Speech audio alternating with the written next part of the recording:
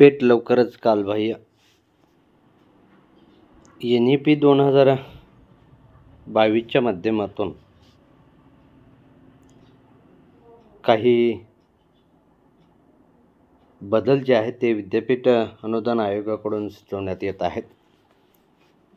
एक महत्त्वाचा बदल म्हणजे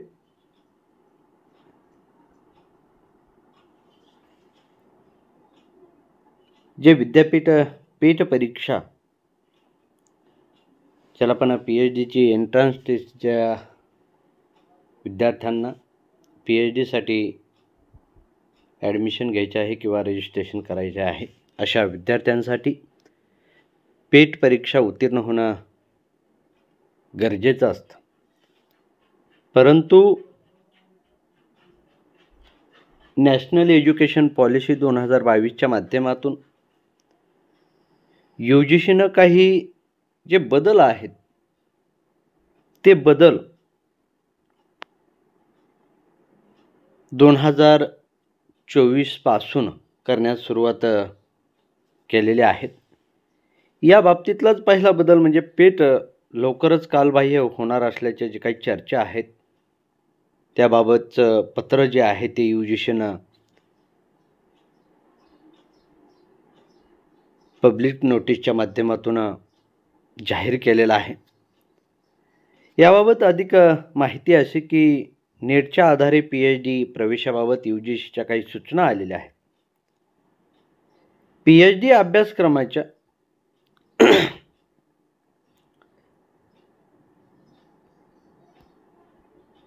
प्रवेशासाठी विद्यापीठाने किंवा विद्यापीठाच्या वतीने स्वतंत्र परीक्षा जी आहे ती पेट घेण्यात येते. आता लवकरच ही जी काही परीक्षा आहे ती कालबाह्य होणार असून राष्ट्रीय पात्रता परीक्षेच्या अर्थात नेट जी काही परीक्षा आहे त्या नेट परीक्षेच्या आधारे ही प्रक्रिया राबवली जाणार असल्याचं विद्यापीठ अनुदान आयोगाने नेट परीक्षेला PhD प्रवेश परीक्षेचा दर्जा बहाल केलेला आहे. तर एक लक्षात घ्या, आजपर्यंत तुम्ही पेट परीक्षा असेल, सेट परीक्षा असेल ही देऊनही किंवा MPhil असणारे जे विद्यार्थी होते MPhilचा जो निर्णय आहे तो आता त्या ठिकाणी संपुष्टात आलेला आहे. परंतु पेट परीक्षा आजपर्यंत चालू होती आणि त्या पेट परीक्षेच्या आधारे विद्यार्थी त्या विद्यापीठाच्या अंतर्गत PhDसाठी प्रवेश घेऊ इच्छित असणाऱ्यांसाठी ती सोपी एक पद्धत होती. परंतु इथून पुढं मात्र तुम्हाला नेट परीक्षा उत्तीर्ण होणं गरजेचं आहे. त्या बाबतीत सेट परीक्षेचा अजून ज्या काही सूचना आहेत की सेट परीक्षा उत्तीर्ण असणाऱ्याला मिळणार की नाही त्याबाबतची माहिती आपण काही कालावधीतच या ठिकाणी पाहणार आहोत.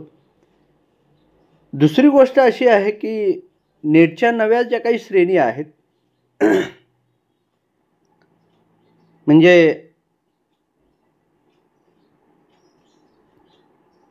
नेटचे सर्वाधिक गुण असलेले विद्यार्थी यामध्ये असतील. PhD प्रवेश परीक्षा आणि पाठ्यवृत्तीसह JRF सहाय्यक प्राध्यापक पदासाठी देखील पात्र असतील. त्यांना PhD प्रवेशासाठी मुलाखत द्यावी लागेल आणि ती UGC नियमन म्हणजे NEP नॅशनल NEPच्या 2022 वरती आधारित असेल आणि कनिष्ठ संशोधक सहाय्यक यासाठी पात्र नसलेले आणि श्रेणी 1 कालोखाल गुण असलेले विद्यार्थी या श्रेणीत येतील. हे विद्यार्थी सहाय्यक प्राध्यापक आणि PhD प्रवेशासाठी पात्र त्या ठिकाणी मानले जाते. इथं सगळ्यात महत्त्वाचं म्हणजे श्रेणी 1, श्रेणी 2 आणि दुसरी जी गोष्ट आहे ती श्रेणी 3च्या माध्यमातून इथं ही श्रेणी 1, श्रेणी 2 आणि श्रेणी 3 मध्ये असं सांगण्यात आलं की दोन्हीसाठी अपात्र असणाऱ्या जे काही पात्र जे काही परीक्षा आहेत अपात्र ठरलेले मात्र परीक्षेत उत्तीर्ण पण कमी टक्केवारी असणारे जे काही विद्यार्थी आहेत बघा श्रेणी 3 मध्ये असतील ते प्रमाणपत्र उमेदवारी ची श्रेणी दिली जाईल असंही त्या ठिकाणी सांगण्यात आलेलं आहे. दुसरी गोष्ट अशी आहे की विद्यापीठात पेटचा पुनर्विचार की UGC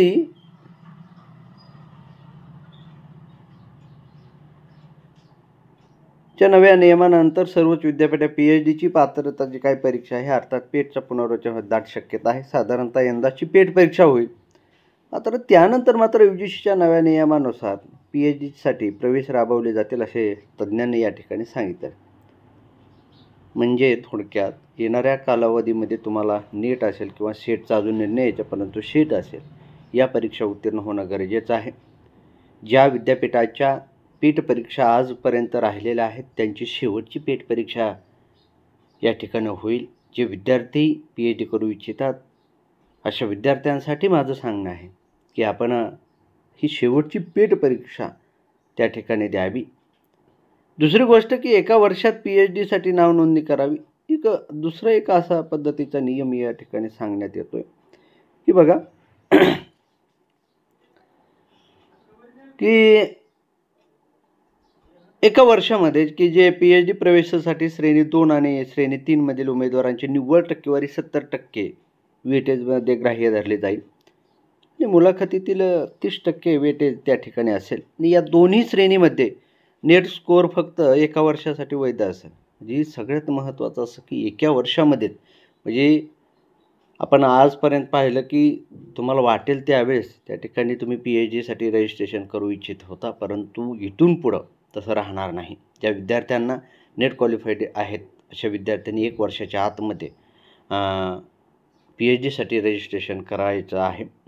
जर तुम्ही तसं करत नसाल तर तो स्कोअर जो आहे तो ग्राह्य धरला जाणार नाही. दुसरी गोष्ट अशी की 70+30 म्हणजे नेटचे जे काही गुण मिळालेले आहेत ते 70% ग्राह्य धरणं आणि तुम्हाला 30%ची जी मुलाखत आहे ती मुलाखत त्या ठिकाणी द्यावी लागेल. आणि या कालावधीत PhDसाठी नावनोंदणी करू शकले नाही तर त्यांना त्याचा लाभ मात्र मिळणार नाही. उमेदवार पुन्हा नेट उत्तीर्ण व्हावे. बघा, म्हणजे तुम्हाला जर PhD करायची असेल तर 1 वर्षाचीच मुदत आहे आणि त्या वर्षाच्या मुदतीमध्ये तुम्हाला ती PhD करावी लागणार आहे. हे आपण त्या ठिकाणी लक्षात घ्यावं. शेवटचा मुद्दा असा आहे की जी काही पेट परीक्षा आहे ज्याच्यामध्ये शैक्षणिक वर्ष 24-25 पासून नीट परीक्षेतील गुणांच्या आधारे लक्षात घ्या देशातील सर्व विद्यापीठ PhDसाठी प्रवेश मिळेल. यामुळे विद्यार्थ्याचा पैसा वेळ वाचणार आहे. UGC तज्ज्ञांची जी काही 578वी बैठक नुकतीच पार पडली आहे. त्याचं परिपत्रक आयोगाच्या वतीनं प्रसिद्ध करण्यात आलेलं आहे आणि ज्यात नेट परीक्षेच्या 3ऱ्या श्रेणीची घोषणा करत नव्या नियमांना मंजुरी दिली आहे.